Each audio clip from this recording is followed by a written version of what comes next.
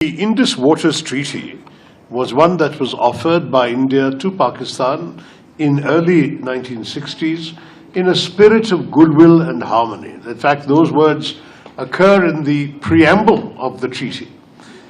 Sadly, that goodwill has been repeatedly betrayed by the terrorist actions of the last 4 decades. Even though we have had terrorism and war inflicted on us, the treaty has remained in place. But this time, our government has placed the treaty in abeyance, which means it is in effect suspended. Its operations are suspended until such time as we get satisfactory indication from Pakistan that they are prepared to conduct themselves in that spirit of goodwill that is provided for in the preamble of the treaty. We are very conscious that we have been a generous neighbor when it comes to the operation of the treaty. We are an upper riparian state. We have given Pakistan very generously the waters that they are entitled to under the treaty, and we have not even used all the waters we are entitled to under the treaty. But the time for acting on the basis of goodwill unilaterally is frankly no longer with us.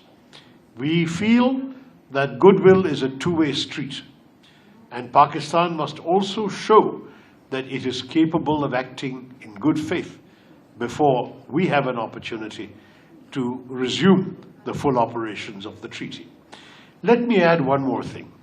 For several years now, even before this particular problem arose, India has been requesting dialogue with Pakistan on the treaty because of numerous factors that have developed since the treaty was concluded 65 years ago.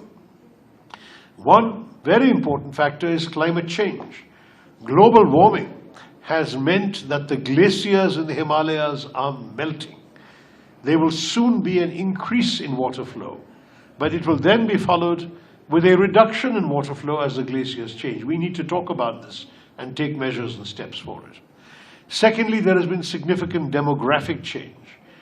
The usage of water in Pakistan is, broadly speaking, now unsustainable because of the number of people drawing water from the Indus. There has also been technological change. The restrictions placed in the treaty reflect the dam engineering technologies of the 1950s.